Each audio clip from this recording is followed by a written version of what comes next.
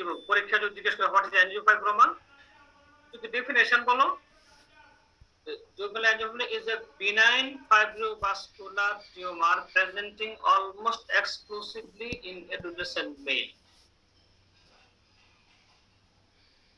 ঠিক আছে না? এটা একটা benign টিউমার, এটা একটা ফাইব্রোভাস্কুলার টিউমার, অর্থাৎ ফাইব্রাস টিস্যু আর ভাস্কুলার টিস্যু কম্বিনেশন একটা টিউমার হয়। এই জন্য fibrovascular tumour presenting almost exclusively in adolescent male, অর্থাৎ শুধুমাত্র ছেলেদের হয়, বয়দের হয় এবং এডুলেসেন্ট এজে হয়, অর্থাৎ 10 থেকে 18 বছরের মধ্যে হয়, 10 to 18 ইয়ার্স এর মধ্যে হয়। এটা জিজ্ঞেস করে প্রায় যে এটা অরিজিন কোথায়। দেখো, the tumour usually arises submucosally, mucous membrane থেকে অরিজিন হয় from lateral wall of the posterior nasal cavity close to the sphenopalatine foramen and pterygoid base. দেখো, তোমরা যখন আমরা এপিস্টেক্সিস পড়ছিলাম তখন বলছিলাম স্পিনোপ্যালাটাইন ফোরামেন, এটা তোমরা চিন্তা করতে পারছো, এটা কিন্তু নোজের উপরের দিকে, অর্থাৎ মানে প্যালাটাইন বোনের সাথে যেখানে আইসা স্ফেনয়েড বোনে বডিটা অ্যাটাচ হবে, ওই ফোরামেনটা হচ্ছে স্পিনোপ্যালাটাইন ফোরামেন। এটা দিয়ে কি আসে? স্পিনোপ্যালাটাইন আর্টারি আসে, যেটা এপিস্টেক্সিসের main artery. Artery of epistaxis sphenopalatine artery. তো এই স্পিনোপ্যালাটাইন ফোরামেন দিয়ে তোমার স্পিনোপ্যালাটাইন আর্টারি আসে। আর এই in and around the sphenopalatine foramen আমার অ্যাঞ্জিওফাইব্রোমা অ্যারাইজ করতেছে। তাহলে কি বলবো পরীক্ষা যে sir it is arises in the posterior nasal cavity lateral wall close to the sphenopalatine foramen and pterygoid base. pterygoid base এবং sphenopalatine foramen এর close কোন একটা জায়গা থেকে এটা অরিজিন হয়। Due to early expansion towards the nasopharynx, it has frequently been termed as nasopharyngeal angiofibroma. এটা এখনো দেখো অনেক বইতে লেখা আছে nasopharyngeal angiofibroma, অথবা আমাদের সিনিয়র টিচার যারা তারা অনেকে এখনো বলে যে nasopharyngeal angiofibroma, অর্থাৎ আগে মনে করা হয়তো this is originated from nasopharynx, এজন্য বলা হয়তো nasopharyngeal angiofibroma, বাট এটা আসলে nasopharynx অরিজিন করে না।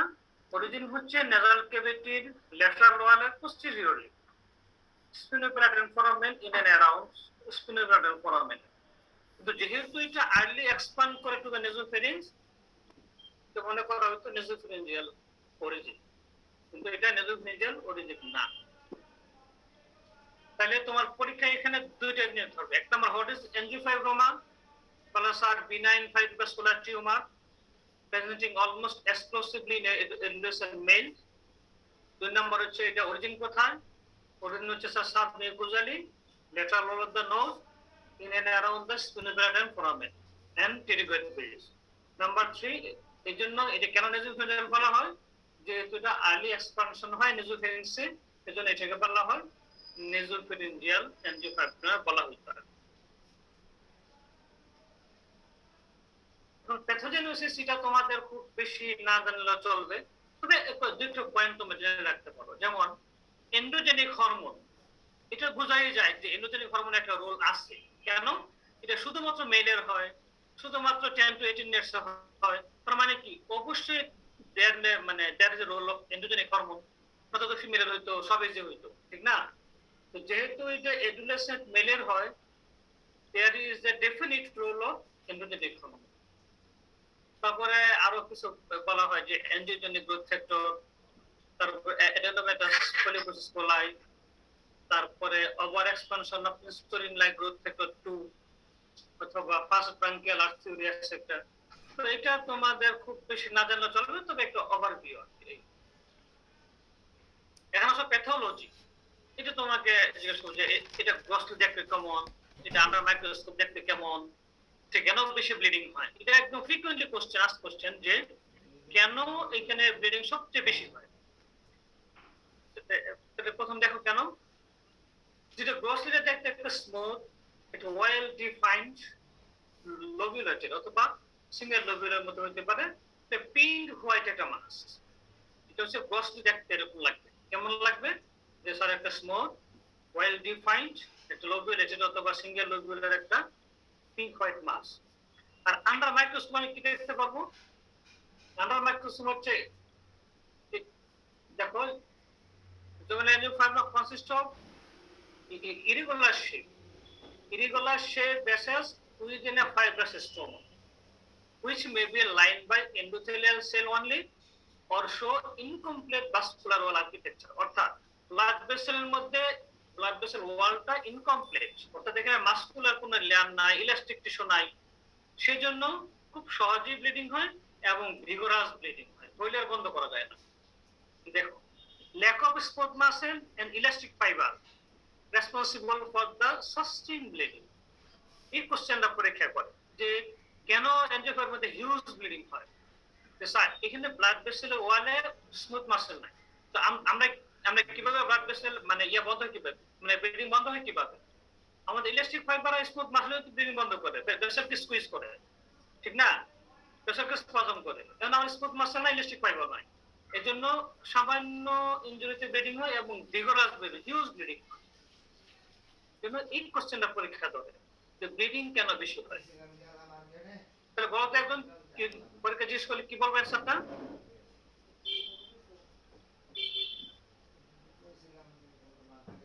একজন বলো যে যদি পরীক্ষা তোমাকে জিজ্ঞেস করলো যে কেন এনজিওফাইব্রোমার মধ্যে হিউজ ব্লিডিং হয়? The lack of smooth muscle and elastic fiber is responsible for sustained bleeding. এই ফাইবারটা কোথায়? ব্লাড ভেসেলে। ব্লাড ভেসেল ভেসেলের smooth muscle elastic fibre action থাকে। এই যে এই কথা এখানে বলা আছে যে it consists of irregularly shaped vessels within a fibrous stroma. Stroma fibrous stroma থাকে আর এখানে ভেসেলগুলোর শেপ থাকে ইরেগুলার এবং ভেসেলগুলো জাস্ট এন্ডোথেলিয়াল লাইনিং এ থাকে শুধু।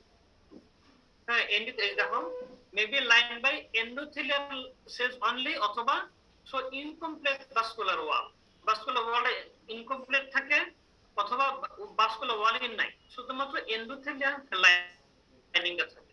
তো তাহলে কি ভেসেল স্কুইজ করবে, বন্ধ হবে, ব্লিডিং বন্ধ হবে? জি না বন্ধ হবে। এইজন্য এই কোশ্চেনটা জিজ্ঞেস করা হয়েছে কেন তো ব্লিডিং হয়। তোমরা জানো যে এনজিওফাইব্রোমা মানে হিউজ ব্লিডিং, লিটার ব্লিডিং হয়। আচ্ছা, এখন দেখো প্যাথোলজি। এই স্ট্রোমাল যে কম্পার্টমেন্ট আছে, স্ট্রোমাল কম্পার্টমেন্ট যেটা আমরা বলছিলাম যে ফাইব্রাস টিস্যু স্ট্রোমা, তো the fibrous stroma কি করে? Stromal compartment made up of plant cell that can be spindle or stellate in the shape and give rise to varying amount of collagen. অর্থাৎ এই stromal sell থেকে varying amount of collagen এখানে করে তৈরি করে। এজন্য এই কোলাজেনের অ্যামাউন্ট অনুযায়ী এই টিউমারটা হার্ড হতে পারে, ফার্ম হতে পারে অথবা রিলেটিভলি সফট হতে পারে, কিন্তু সফট হবে না। তাহলে টিউমারটা হার্ড হতে পারে যখন কোলাজেন বেশি থাকবে, ফার্ম হবে কোলাজেন কম থাকবে, অথবা আরো কম থাকলে এটা রিলেটিভলি সফট হবে। কিন্তু ইউজুয়ালি আমরা যেটা পাই সেটা হলো একটা ফার্ম, একটা মাস পাই আমরা, ঠিক আছে না? ফার্মতে অনেক সময় কোলাজেন বেশি হলে এটা হার্ড মনে হয়।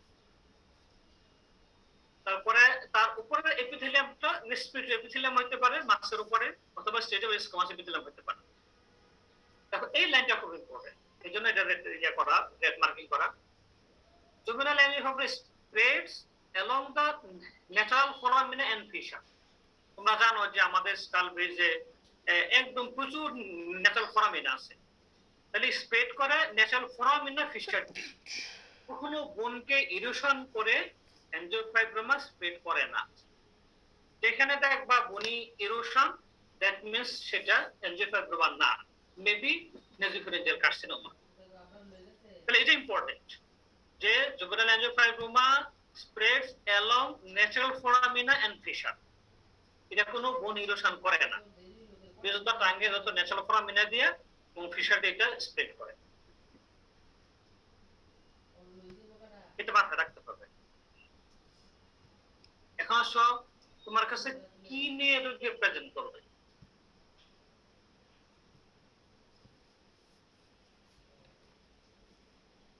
এটা দেখো তোমার 25 না হয়ে 18 বলাতে স্ট্যান্ডার্ড। এটা আমাদের মেন বইগুলোতে লেখা 25, কিন্তু এটা স্ট্যান্ডার্ড আসলে 18। তাহলে এভারেজ এজ অফ অনসেট হচ্ছে 50, মানে 15 আশেপাশে অনসেট হয়। তবে এজ রেঞ্জ হচ্ছে 10 to 18 ইয়ার্স। এটা তুমি 10 to 18 ইয়ার্স বলো, কারণ কি এক এক বই এক এক রকম, তো কোনো বই আছে 10 to 25, কোনো বই আছে হচ্ছে 12 to 20, কিন্তু এটা হচ্ছে স্ট্যান্ডার্ড 10 to 18 ইয়ার্স। আর বড় বয়স হচ্ছে 15। তাহলে পরীক্ষা বলবো স্যার এটা এভারেজ হচ্ছে 15 আর রেঞ্জ হচ্ছে 10 to 18 ইয়ার্স। আর এটা দেখো এই দুইটা একদম রেড মার্কিং দেওয়া, এই দুইটা হচ্ছে আমার কমন প্রেজেন্টিং ফিচার, এইটা নিয়ে প্রেজেন্ট করে। এই দুইটা recurrent severe epistaxis, progressive nasal obstruction. এটা এক্সটার্নাল শুনতে চাই দুইটা কথা। যে কি নিয়ে আসে স্যার, রিকারেন্ট সিভিয়ার এপিস্টেক্সিস নিয়ে আসবে আর প্রগ্রেসিভ নেজাল অবস্ট্রাকশন। অবস্ট্রাকশন আস্তে আস্তে বাড়তে থাকবে, কম্বাইন অবস্ট্রাকশন। এটাতে কি বোঝায় বলো তো? এই এই এই ল্যাঙ্গুয়েজে তোমরা কি বুঝতে আমরা বলো? স্যার গ্রোথ বড় হচ্ছে আস্তে আস্তে। যদি বলতাম এই লাইন এই শব্দটা বাদ দিলাম, প্রগ্রেসিভ বাদ দিলাম, শুধু নেজাল অবস্ট্রাকশন, তাহলে কি সমস্যা?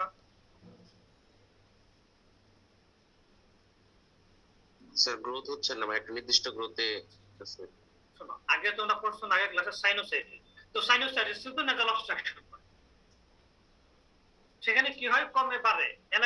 যে কোনো nasal disease, allergic rhinitis, sinusitis, rhinosinusitis যে অবস্ট্রাকশন, কিন্তু সেখানে কি হয় অবস্ট্রাকশনটা এই কিছুদিন বাড়ে, আবার কমে যায়, আবার বাড়ে, আবার কমে যায়, আবার নাই, এরকম আর কি। কিন্তু এটা যেহেতু গ্রোথ, এটা বাড়তে থাকবে, এটা কমবে না। তো গ্রোথ তো এটা তো সাইনোসাইটিস না যে ইনফেকশন কমে গেল, অ্যালার্জি কমে গেল, অবস্ট্রাকশন কমে গেল, এরকম না। এটা গ্রোথ, এটা বাড়তে থাকবে, ঠিক আছে না?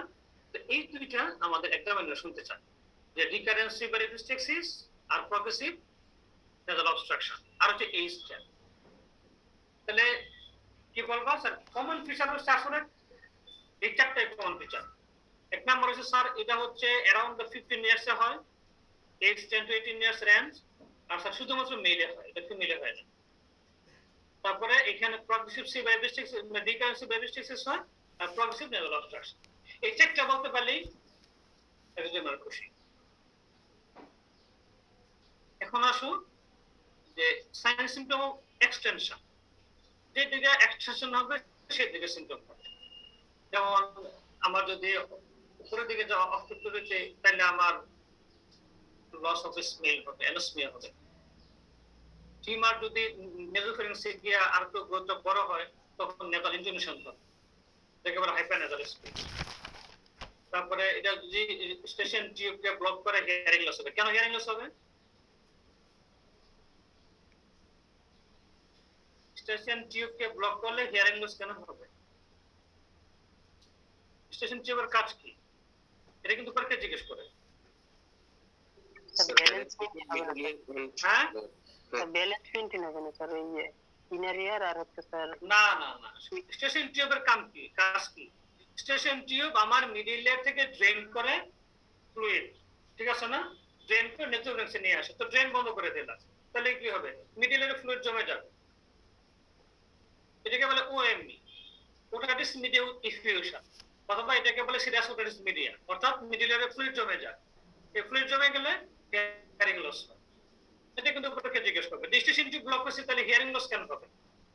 স্টেশন টিউবের তো কাজই হচ্ছে আমার মিডল লেয়ারের সাথে আমার কানেকশন, ফ্রেন্সের কানেকশন, এখান থেকে মিডল লেয়ারকে ড্রেন করে, ঠিক না?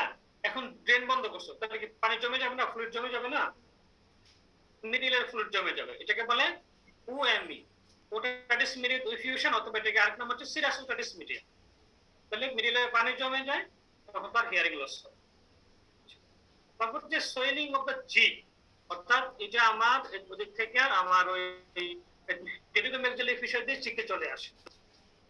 তবে ট্রিসমাস হয়, হ্যাঁ, ট্রিসমাস কখন হবে? যখন আমার ওই মিস্টিকের মাসেলের ওদিকে চলে যাবে, তখন হবে আমার ট্রিসমাস। এই সবগুলোই হচ্ছে সিম্পটম অফ এক্সটেনশন। আসলে এগুলো এখন খুবই রেয়ার, এগুলো এখন খুবই খুবই রেয়ার। এখন প্রথম যে চারটা বললাম, যে এজ 15 আর রেঞ্জ হচ্ছে 10-20 years, male, required epistaxis, nasal obstruction, এই চারটা হচ্ছে মেল। আর এক্সটেনশনের ফিচার আসলে খুব কম পাওয়া যায়, কিন্তু এটা জেনে রাখতে হবে আর কি, যে কোথায় এক্সটেনশন হলে কি সিম্পটম হবে। এরপর আবার যদি ইনভেশন অফ দ্য ওরিবিট ইনভেশন হয়, ক্যাভানাসাইনাস ইনভেশন হয়, তখন কি হবে? যে প্রোক্টোসিস হবে, diplopia, visual loss, facial pain, headache, এগুলো হবে। হ্যাঁ, কারণ কি তোমরা জানো যে আগে বলছি যে এই অ্যাঞ্জিওফাইব্রোমা স্প্রেড করে থ্রু ন্যাচারাল ফরামিনা এন্ড ফিশার। তাহলে এটা ইনফিরিয়র অরিবিটাল ফিশার দিয়ে অরিবিটে চলে যেতে পারে, এটা ওই যে আবার ফোরামেন প্রোটন ওইগুলো যে ক্যাভানাস সাইনাসে চলে যাবে। তাইলে ক্যাভানাস সাইনাস অরিবিটে চলে গেলে এইগুলো হবে, প্রোক্টোসিস, ডিপ্লোপিয়া হবে, ভিজুয়াল লস হতে পারে, ফেশিয়াল পেইন, হেডেক হবে। তাহলে এগুলো হচ্ছে ফিচারস অফ এক্সটেনশন।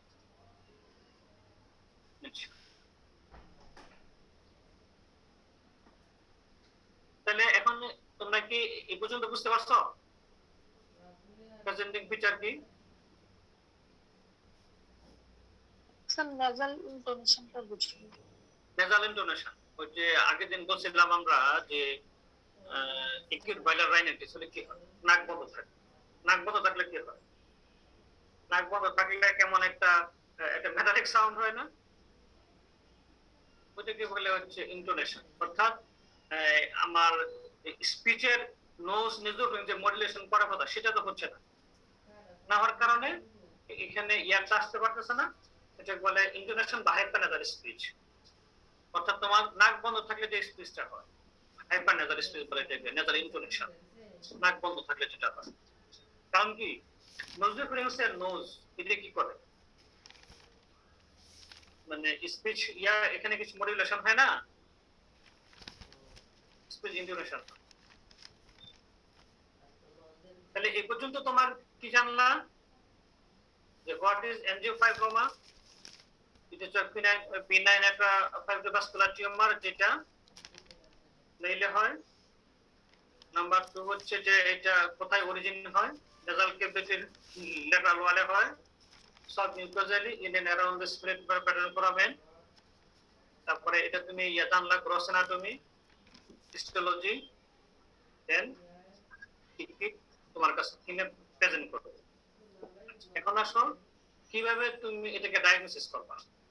প্রথমে আমরা করব অ্যান্টিরিয়র রাইনোস্কোপি। অ্যান্টিরিয়র রাইনোস্কোপি করে তুমি কি দেখবা? আগে বললাম যে একটা পিঙ্ক হোয়াইট মাস, এই পিঙ্ক হবে কেন?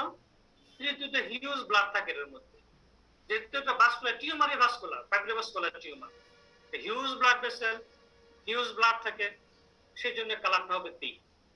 তাহলে কি পাবা? অ্যান্টিরিয়র রাইনোস্কোপিতে তুমি একটা পিঙ্ক কালার একটা মাছ দেখতে পারবা। তারপরে যদি examination of the overall examination করো, তাহলে দেখবা যে যেহেতু নেজোফিংসের কাছে সফট প্লেটকে নিচের দিকে পুশ করবে, ইনফিরিয়রলি পুশ করবে, ডিসপ্লেস করবে সফট প্লেটকে। অন্য examination of the wall cavity soft palate displace inferiorly. এজন্য নেজাল ক্যাভিটি কোনো মাছ থাকলে তোমাকে অবশ্যই ওরোফিংস ওয়াল ক্যাভিটি দেখতে হবে। হ্যাঁ, তারপর আসো নেজাল এন্ডোস্কোপি। এটা এখন একটা routine examination, nasal endoscopy. Nasal endoscopy দিয়ে আমরা মাছটা কি কালার, মাছটা কোথায় অ্যাটাচমেন্ট, মাছটা কি, এটা আমরা ভালো করে দেখতে পারবো নেজাল এন্ডোস্কোপি দিয়ে। নেজাল এন্ডোস্কোপি তো অনেক সুবিধা। হ্যাঁ, এটা তো এটা আমরা একটা ম্যাগনিফাইড ভিউ দেখতে পারি। আর দুই নম্বর হচ্ছে এন্ডোস্কোপিতে আমরা কি করতে পারি, ওই যে আমাদের ছবি বা ভিডিও আমরা সেভ করে রাখতে পারি। হ্যাঁ, এটাও তোমার একটা হিসাব রাখতে পারি, মানে একটা এভিডেন্স হিসাবে রাখতে পারি। এখন আসো ইনভেস্টিগেশন কি করবো। মেইনলি হচ্ছে আমাদের রেডিওলজিক্যাল ইনভেস্টিগেশন। হ্যাঁ, তোমরা দেখা যায় যে পরীক্ষায় এবারও তো এটা খুব জিজ্ঞেস করছে যে কি কি ইনভেস্টিগেশন করবা। তোমরা শুরু করলা সিবিসি, পি ব্যাপারে, ওইগুলো তো আমার ফিটনেসের জন্য। আমার ডায়াগনোসিসের জন্য কি? ডায়াগনোসিসের জন্য হচ্ছে রেডিওলজিক্যাল ইনভেস্টিগেশন ফর ডায়াগনোসিস। তাহলে কি করব? এক্স-রে, নেজোফিলিংস, ল্যাটারাল ভিউ করব। এক্স-রে করলে আমরা কি পাবো?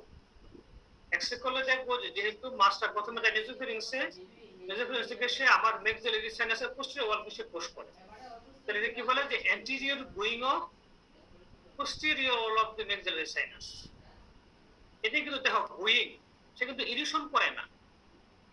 ইরিশন is a feature of malignancy. তাইলে এক্স-রে নেজোফেরিংস কি করে আমার anterior going of posterior maxillary sinus।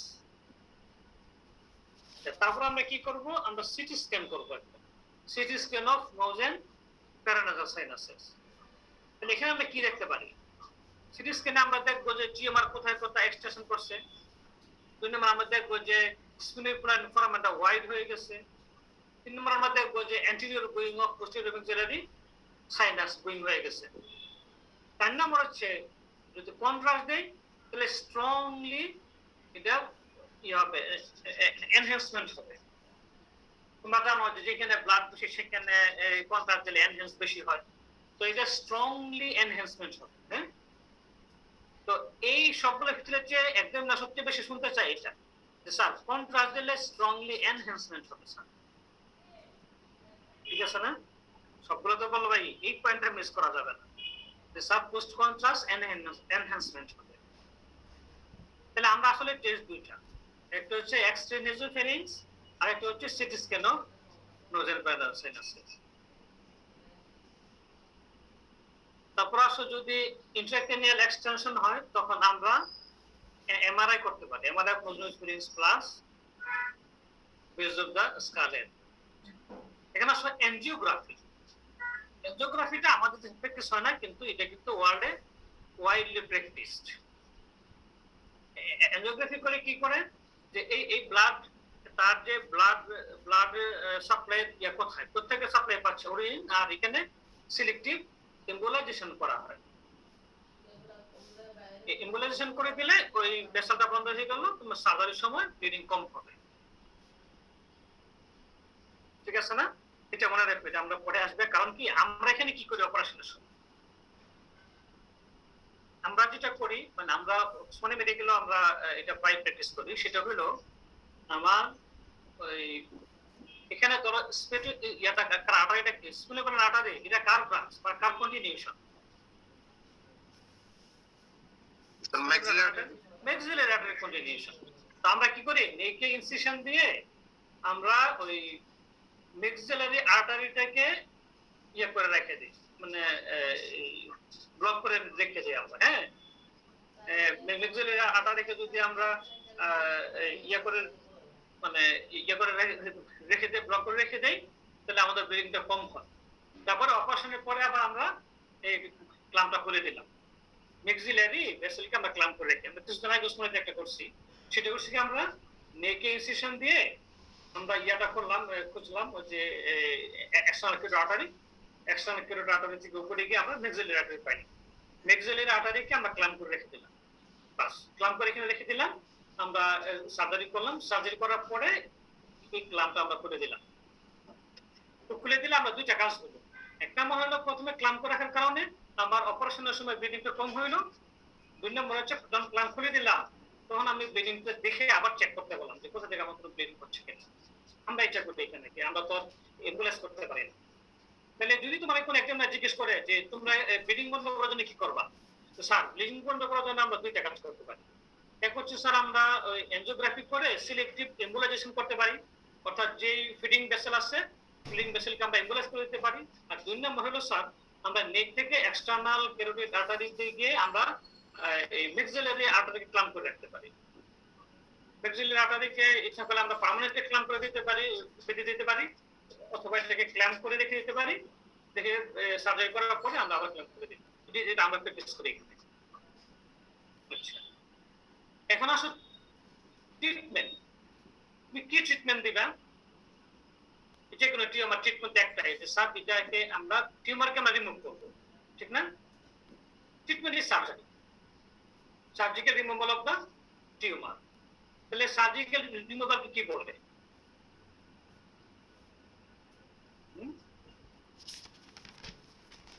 Tumour surgically remove করবা, এটা মেডিকেল টার্ম কি বলে?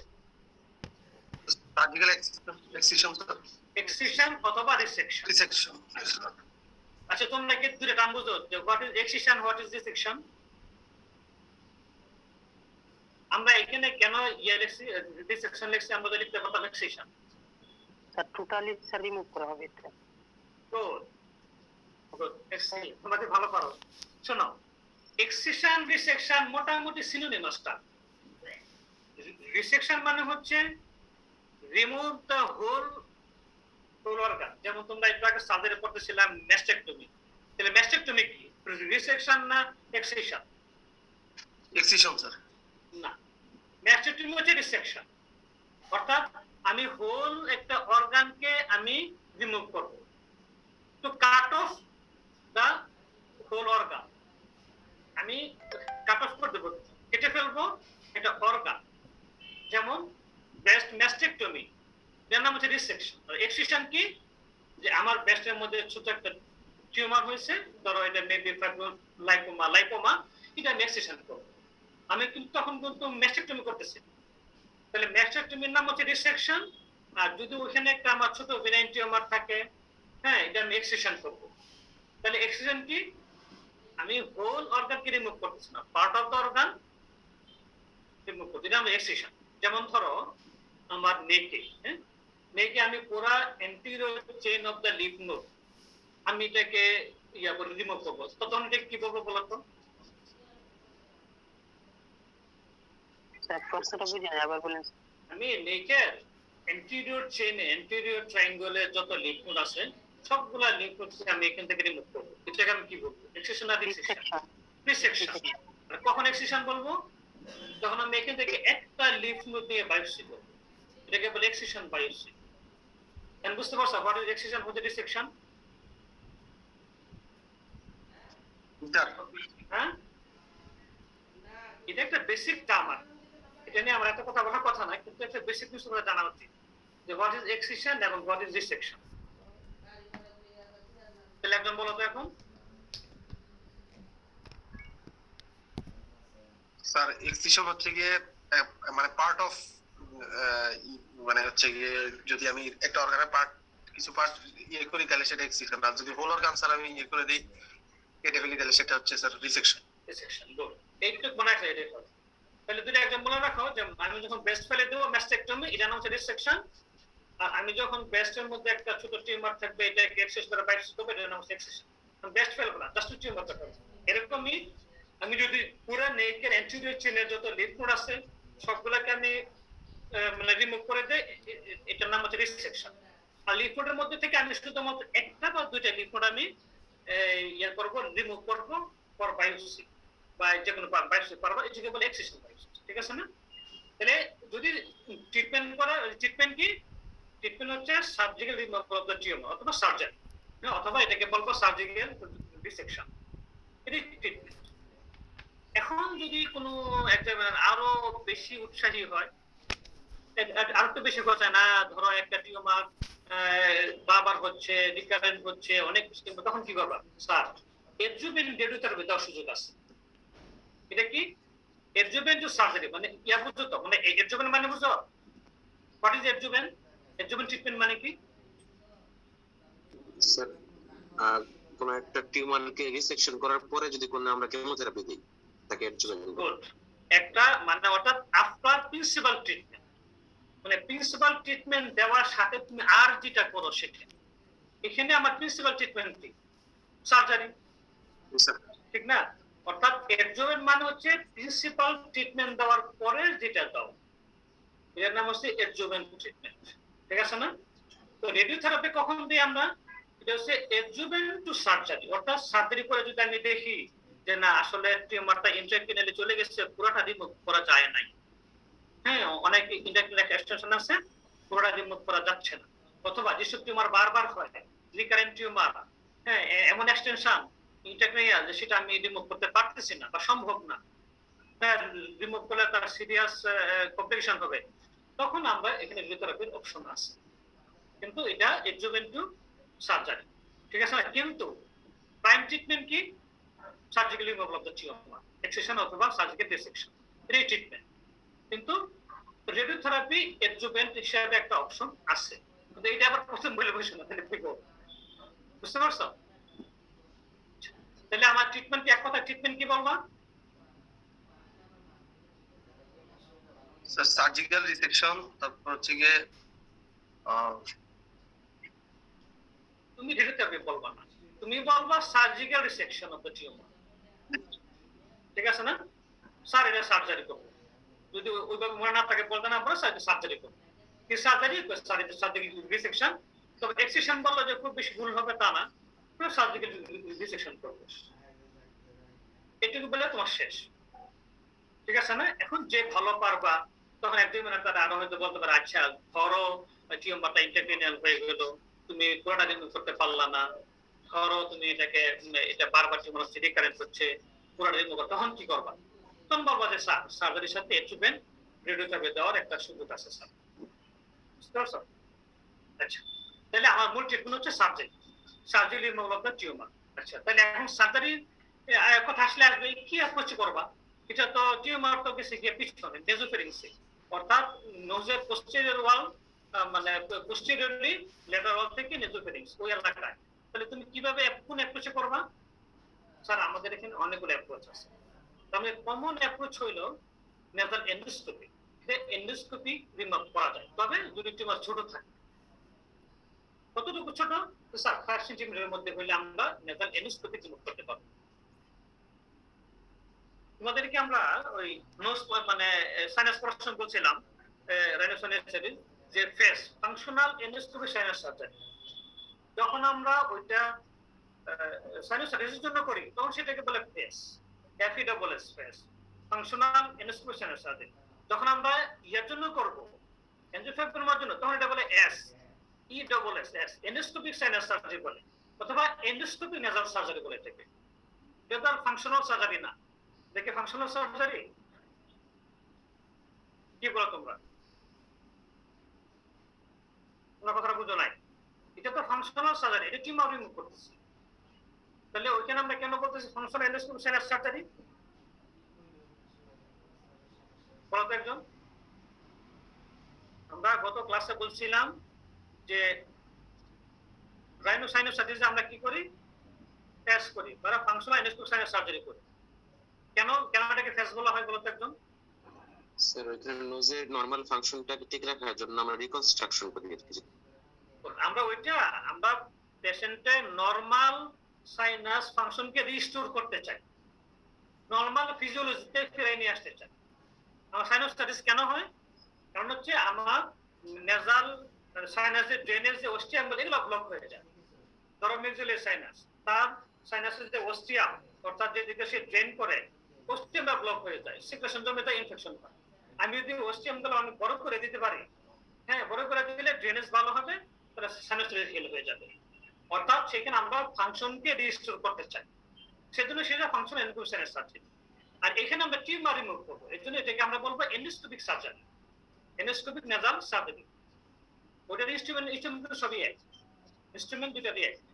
তাহলে এখানে আমরা কি বলবো যে স্যার আমরা এন্ডোস্কোপি রিমুভ করবো, নেজাল এন্ডোস্কোপি সার্জারি করবো। তখন আসবে তুমি সকলে করতে পারবা? স্যার যদি সাইজ ছোট থাকে, কত ছোট থাকবে? Below 5 centimetre. 5 সেন্টিমিটারের ছোট হইলে আমরা এন্ডোস্কোপি রিমুভ করতে পারবো। আচ্ছা, যখন 5 সেন্টিমিটার বড় তখন কি করবা? এই অ্যাপ্রোচ গুলো, ট্রান্সপ্যালেটাল ল্যাটারাল রাইনোটমি অ্যাপ্রোচ, মিডফেশিয়াল ডিপ্লোভিং অ্যাপ্রোচ, আর ইন্ট্রাটেম্পোরাল অ্যাপ্রোচ।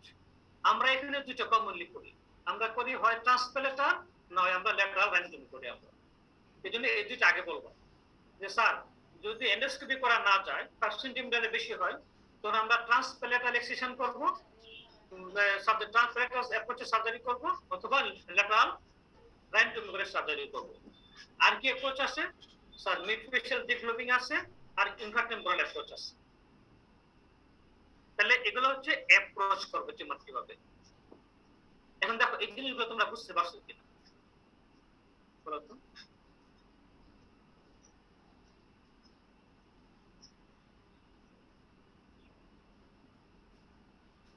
এই সাইডটা বুঝতে পারছো? বুঝতে না পারলে বলো কোথায় বুঝতে পারো নাই।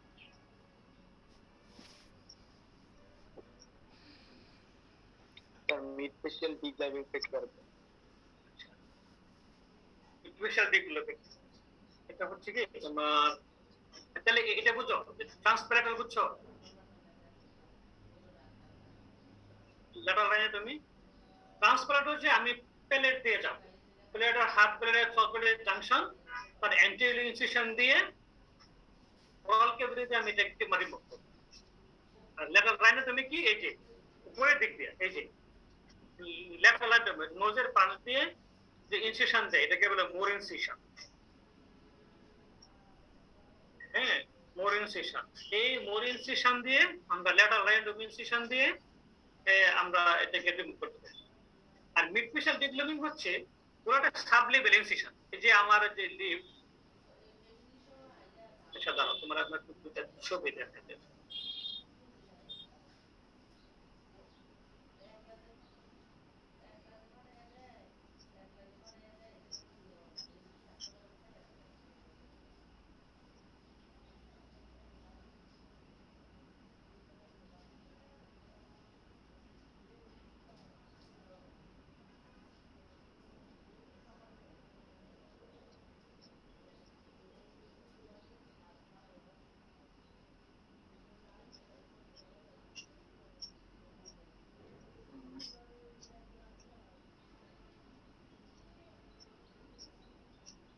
বুঝতে পারতেছি না আমার কম্পিউটার।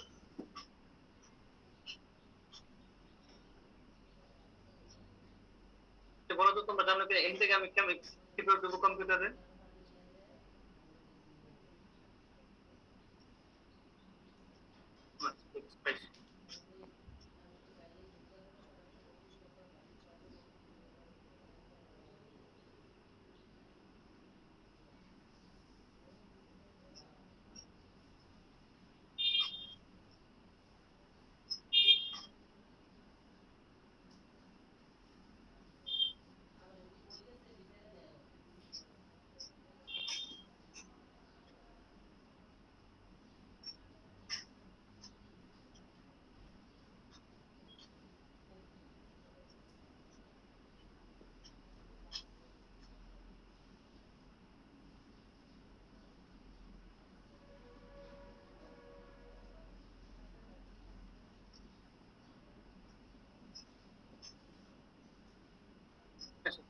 দেখো তো এটা কি শেয়ার হচ্ছে?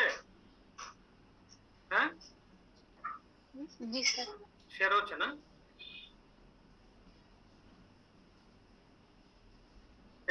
স্লাইডটা অন করছেন স্যার? ওপেন করছেন? হ্যাঁ, আচ্ছা স্যার, স্লাইডটা ওপেন হয়নি শেয়ার হয় নাই। স্যার। আপনার ডেস্কটপ আছে আর কি, মানে আপনার ফাইলগুলো দেখা যাচ্ছে কিন্তু স্লাইডটা ওপেন হয়নি। সেটা কিভাবে করবো?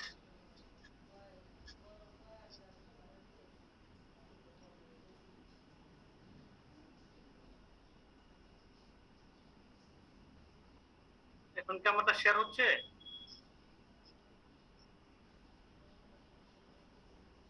দেখো তো এখন শেয়ার হচ্ছে? না স্যার।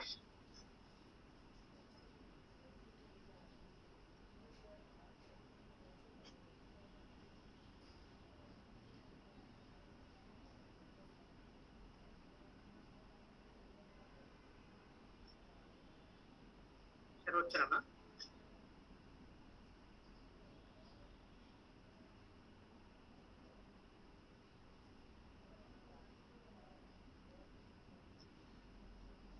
দেখো তো এখন শেয়ার হচ্ছে? হ্যাঁ, না স্যার, এখনো হয়নি।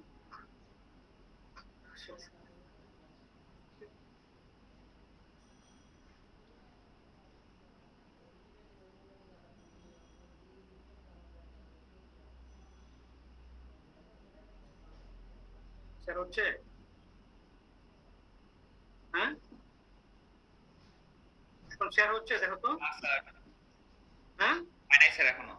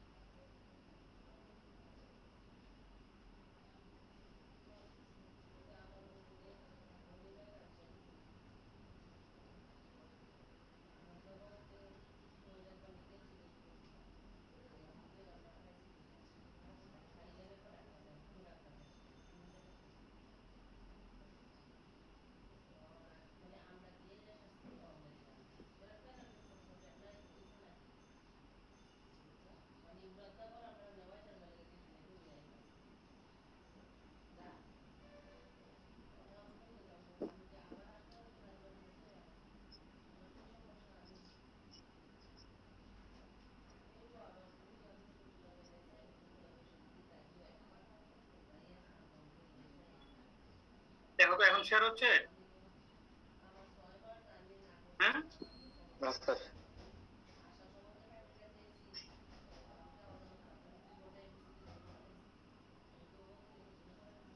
এখন হচ্ছে? জি স্যার হচ্ছে। আচ্ছা, এটা কি দেখতেছো দেখো তো? এই যে সবটা বুঝতেছো? হ্যাঁ, মরেস ইনসিশন। মোর সেন্সেশন, অর্থাৎ ওই যে আমি যেটা বললাম ল্যাটারাল লাইনোটমি, এটা হলো ল্যাটারাল লাইনোসেশন। এই ল্যাটারাল লাইনোটমিসেশন দিয়েই নেজোফেজিয়াল অ্যালজিওফাইরোমা রিমুভ করা হয়।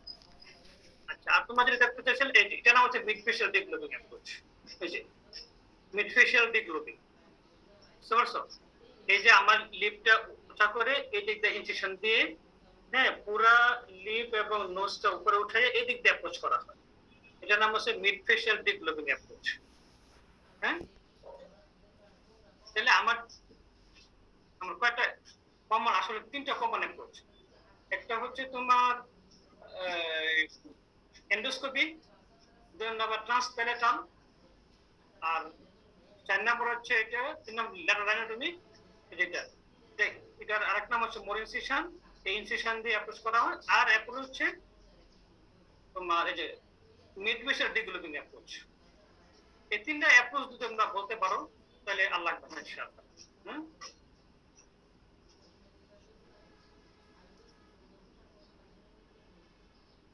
নকল অ্যানজিওফাইব্রোমা পাচ্ছি না। দেখো অ্যানজিওফাইব্রোমা কি শেয়ার হচ্ছে এখন? হ্যাঁ, না স্যার।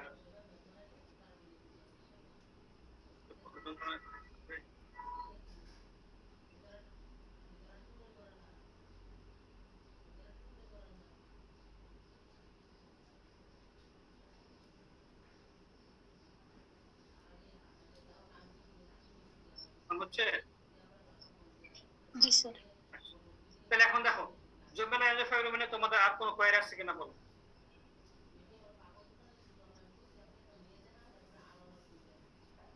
দেখো, তাহলে এটা যেহেতু খুবই ইম্পর্টেন্ট চ্যাপ্টার, এই জন্য আমরা আরেকটু ইয়ে করে যাই, ইম্পর্টেন্ট পয়েন্টগুলো ওভারভিউ করে যাই। দেখো, এক নম্বর হচ্ছে এটা কি বিনাইন ফাইব্রোভাস্কুলার টিউমার। এটা অলমোস্ট এক্সক্লুসিভলি অ্যাডোলেসেন্ট মেলের হয়। এটার অরিজিন কোথায়? অরিজিন হচ্ছে submucosally from lateral wall of the nose, মানে postnasal cavity close to the sphenopalatine foramen and pterygoid base. আর এটা যেহেতু প্রথম এক্সটেনশন করে নেজোফেন্সি থেকে, এজন্য এটা আরেক নাম হলো নেজোফেঞ্জিয়াল অ্যানজিওফাইব্রোমা। তারপর তুমি প্যাথোলজি জানলাম।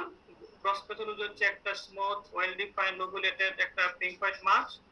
আর মাইক্রোস্কোপি হলো এটা ফাইব্রোসিস্টোমাতে ব্লাড ভেসেল থাকে, সোজা হিসাবে ফাইব্রোসিস্টোমা থাকে, এর মধ্যে ব্লাড ভেসেল থাকে, যেটা ইনকমপ্লিট ব্লাড ভেসেল, এটার মধ্যে স্মুথ মাসল থাকে না, ইলাস্টিক ফাইবার থাকে না, সেজন্য প্রচুর ব্লিডিং হয়। ব্লিডিং হইলে মানে ব্লিডিংটা বন্ধ হয় না, বুঝতে পারছো? এটা কিন্তু কমনলি জিজ্ঞেস করে কেন এত ব্লিডিং হয়। স্যার, ওইখানে ব্লাড ভেসেলের মধ্যে স্মুথ মাসল না, ইলাস্টিক ফাইবার নাই, শুধুমাত্র এন্ডোথেলিয়াল ইয়া থাকে, লাইনিংটা থাকে। আর অনেক সময় ব্লাড ভেসেল থাকলে ইনকমপ্লিট ভাস্কুলার আর্কিটেকচার থাকে, এজন্য হিউজ ব্লিডিং হয়, ব্লিডিংটা বন্ধ হয় না।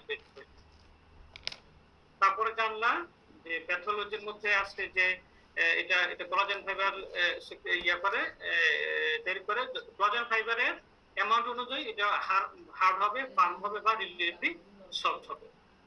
আর এটা হচ্ছে স্প্রেড করে ন্যাসাল ফোরামেন বিষয় দিয়ে স্প্রেড করে। আর এটা হচ্ছে তার সাইন সিম্পটম। সিম্পটমের মধ্যে প্রথম চারটা তোমাকে বলতে হবে। এক নম্বর হচ্ছে স্যার এটা এলোসেন মেলের হয়, অ্যারাউন্ড এজ 15 ইয়ার্স এ হয়, এজ রেঞ্জ হচ্ছে 10 to 18 ইয়ার্স। আর হচ্ছে রিকারেন্সিভ রেপিস্টিক্স আর প্রগ্রেসিভ নেজাল অবস্ট্রাকশন। শেষ, এতটুকু বলতে পারলেই হবে। তারপরে তুমি যদি পারো যে সাইন সিম্পটম ও এক্সটেনশন। এক্সটেনশন হলে কি হবে? কোন যে এক্সটেনশন হয় সেই সিম্পটম হবে। পরে দিয়ে গেলে হবে এনোসমিয়া, নেজোফেরিংস ব্লক পেলে হবে নেজাল ইন্টুনেশন, স্টেশন টিউবকে ব্লক পেলে কানে ফাংশন হবে, ওএবি হবে।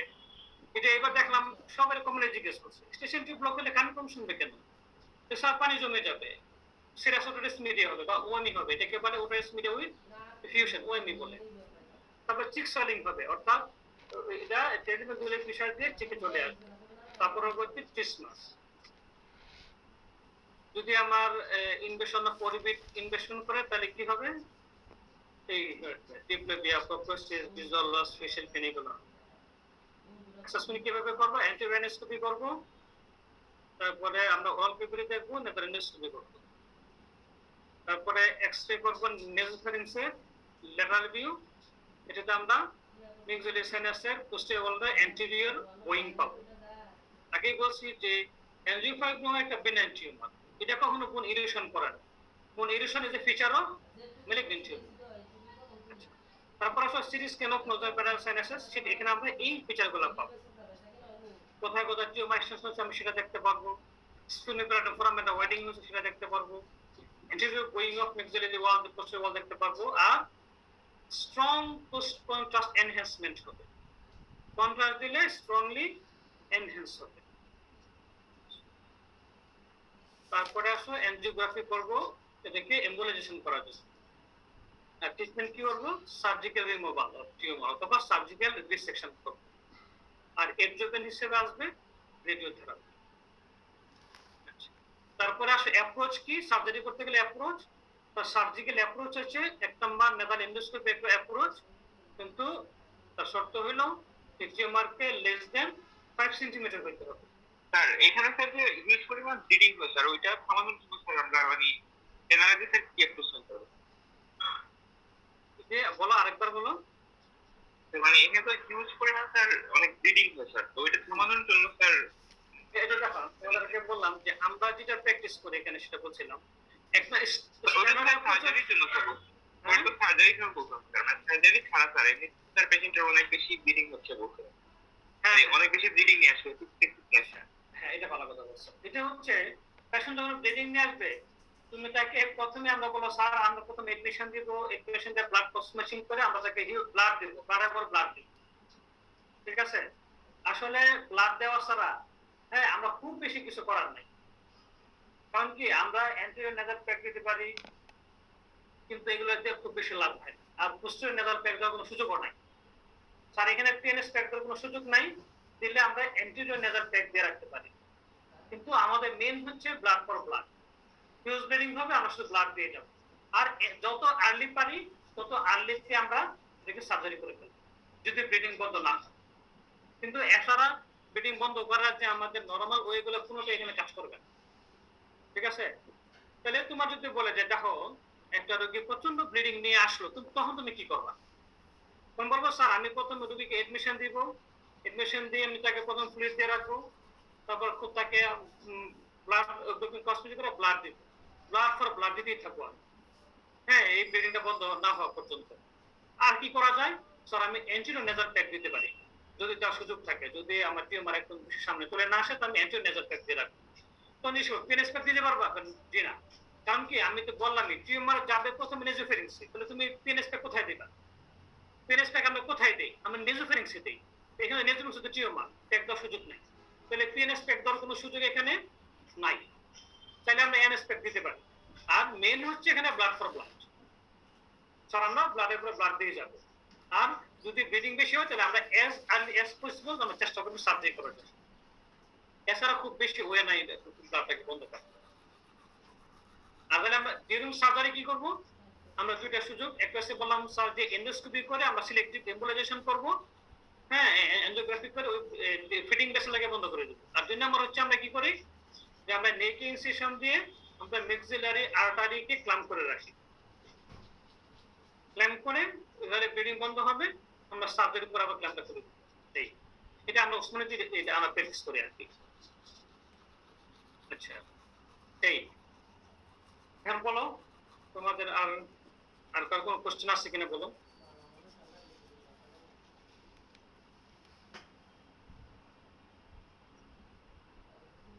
Surgical approach, treatment, medical treatment বলো, কোথায় কোনো কোয়ারি থাকলে বলো, কারণ এটা খুব মানে খুবই ইম্পর্টেন্ট। রিটেন ভাইবা ওসপি সব জায়গায় এটা থাকে।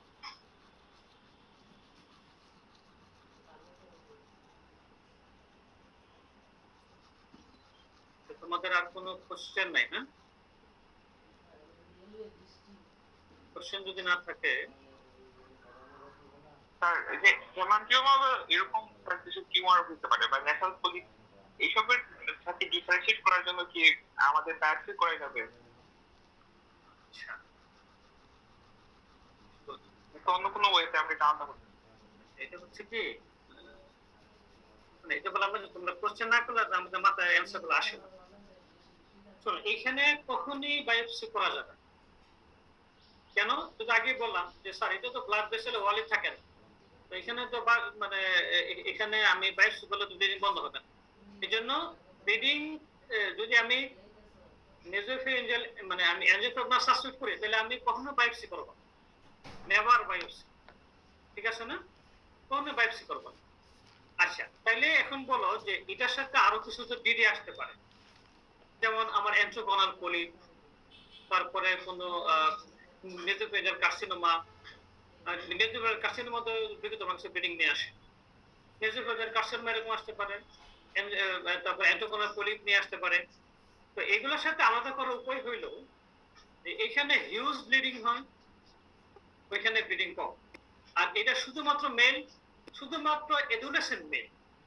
আর তো এন্ট্রোগোনাল পলিপ তো ধরো যে বাচ্চাদের হয় বা ইয়াং অ্যাডাল্টদের হয়, মেলের হইতে পারে, ফিমেলের হইতে পারে, এগুলো। হ্যাঁ, আর তোমার টিউমার তো পরে দেখবা, টিউমার বাচ্চাদের হইতে পারে, যে কোনো এজ হইতে পারে, মেল ফিমেল হইতে পারে। আর তারপরে তো তোমার সিটি স্ক্যান আছে, সিটি স্ক্যান দিয়ে তুমি দেখবা। আর এই কথা আমরা আগে বলছি কয়েকবার, দেখো সিটি স্ক্যানের মধ্যে মোস্ট ইম্পর্টেন্ট ফাইন্ডিংস হচ্ছে যে শোনো, কারো সাউন্ড হলে সে একটু মিউট করে ফেলো, কারো সাউন্ড হলে মিউট করে ফেলো। আচ্ছা, তাহলে সিটি স্ক্যানে আলাদা করার উপায় হলো, সিটি স্ক্যানে আমার কখনই বোন ইরোশন করে না। এটা বলছি যে আমি এনজিওফাইব্রোমা কিভাবে স্প্রেড করে through natural foramen and fissure. আর মেলিগনেন্সি কি করে? নেজোফেরিঞ্জিয়াল কার্সিনোমা বোনকে ইরোশন করে ফেলবে। আর যদি এন্ট্রোগোনাল পলিপ হয় সেটা তুমি দেখবা যে বোন ইরোশন করবে না, কিন্তু এটা মেক্সিলারি সাইনাস থেকে অরিজিন করছে, অরিজিন করে নেজাল ক্যাভিটি হয়ে নেজোফেরিংস হয়ে ওরোফেরিংসে চলে গেছে। এটা একটা স্পেসিফিক রুট দেখতে পারবা। আর অন্য কোনো বিনাইন টিউমার হলেও সেটা তুমি স্পেসিফিক কোথায় অরিজিন, কোন দিকে স্প্রেড করছে সেটা তুমি বুঝতে পারবে। তাহলে আমি যদি ডিডি বলতে চাই, ডিডির সাথে কি আসবে?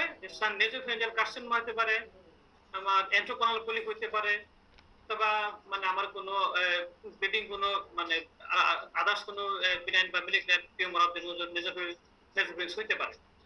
তাহলে আমার নোজ বা নেজোফেরিংসে কোনো মেলিগন্যান্ট টিউমার হতে পারে। তাহলে এটার সাথে কিভাবে ইয়া করবা, মানে আলাদা কিভাবে করবে, ডিফারেন্সিয়েট কিভাবে করবা, যে এই পয়েন্টগুলো, যে এটা শুধুমাত্র মেলে হয়, এলোস এজে হয়, সিভিয়ার এপিস্টিসিস হয়, রিকারেন্ট হয়। তারপর আমি সিটি স্ক্যান করলে এখানে কোনো ইয়া পাবো না, বোন ইরোশন পাবো না, এখানে আমি শুধু পাবো যে এই কোন দিকে স্প্রেড করছে সেগুলো পাবো। আর যদি আমি কন্ট্রাস্ট করি, এই জন্য এর করা হয়েছে যে পোস্ট কন্ট্রাস্ট খুব এনহ্যান্সমেন্ট হবে। তুমি এন্ট্রোগোনাল পলিপে কি ইয়ে হবে, তোমার কি খুব বেশি এনহ্যান্সমেন্ট হবে? হবে না। তো সেটা পলি, সেটা কোনো কন্ট্রাস্ট করলে এনহ্যান্সমেন্ট হবে না, এটা পলি প্লাস সাপ্লাই নাই কোনো, এখানে খুব স্ট্রংলি এনহ্যান্স হবে। তাহলে এই পয়েন্টগুলো কি করতে পারবো, বলতে পারবা যে এই কারণে আমার এটা এনজিওফাইব্রোমা, যে এটা আমার কোনো বোনিরেশন করে না, এডুলেসেন্ট এজ থাকবে, এটা মেল থাকবে, এটা আমার ন্যাচারাল ফোরামেন এজে স্প্রেড করবে, এবং এটা পোস্ট কন্ট্রাস্ট খুব এনহ্যান্স হবে। কিন্তু পলিপে সেটা হবে না, পলিপে কন্ট্রাস্ট করলে এনহ্যান্স হবে না, পলিপে কোনো বোনিরেশন থাকবে না বা ফোরামেন এজে স্প্রেড করবে না। এটার একটা নির্দিষ্ট একটা ট্রাক্ট আছে, সে মেক্সিলারি এন্ট্রাইমে অরিজিন করবে, নেজাল ক্যাভিটি যাবে, কোনা দিয়ে নেজোফেরিংসে যাবে, নেজোফেরিংস থেকে নেমে এটা নিচে ওরোফেরিংসে যাবে। এটা রুট আছে স্পেসিফিক। ঠিক আছে না? তাহলে আমরা ক্লিনিক্যালি সিম্পটম দিয়া, তবে ক্লিনিক্যালি, তারপরে তুমি রেডিওলজিক্যালি সব মিলেই এই বাকি পয়েন্টগুলোকে তুমি, বাকি ডিজিজগুলোকে তুমি আলাদা করতে পারবে। আর কোনো কোশ্চেন? স্যার ইএনটি এর জন্য আমরা কি পড়বো, মানে কোন সোর্স থেকে আমরা ইএনটি টপিকস গুলো পড়বো? ইএনটি টপিকসগুলো কি আসলে এটার মেইন হচ্ছে তোমার লেকচারগুলো। লেকচারের বাইরে তুমি যে সিনোপসিস আছে, সিনোপসিসটা পড়তে পারো। সিনোপসিস একটা বই আছে না ছোট, সিনোপসিসটা পড়ো। আমরা তোমাদের যেটা পড়াই এটা তো আমরা মেন বই থেকে পড়াই, আমাদের যে স্কট ব্রাউন, তো স্কট ব্রাউন থেকে আমরা পড়াই। স্কট ব্রাউন যে খুব বেশি বড় বই তা না। তোমরা যে কেউ চাইলে এটা খুলে দেখতে পারো। স্কট ব্রাউনে বই বড় কিন্তু টপিকগুলো কিন্তু ছোট ছোট করে লেখা, খুব বেশি লেখা নাই, যে কেউ চাইলে পড়তে পারো। স্কট ব্রাউন আমাদের ইয়েতে আছে, কলেজে আছে, স্কট ব্রাউন নিয়ে পড়তে পারো। আর নয়তো আমাদের লেকচার সাথে সিনোপসিস, এই দুটো মিলাই পড়তে পারো। আচ্ছা স্যার। আচ্ছা, তো দেখো এখানে এনজি প্রোগ্রামার থেকে আর কোনো কোশ্চেন তোমাদের আছে কিনা? এটা কিন্তু পরীক্ষায় ধরবেই, যে কোনো এক ফরম্যাটে যদি তোমরা পরীক্ষা পাও, রিটেনে পাও, যত ভাই ভাই পাও, স্পিডে পাও, যে কোনো ফরম্যাটে পরীক্ষা মানে থাকবে। দেখো তোমাদের আর কোনো কোয়েরি আছে কিনা? কোয়েরি যদি না থাকে তাহলে আমরা শেষ করে দিই। হ্যাঁ,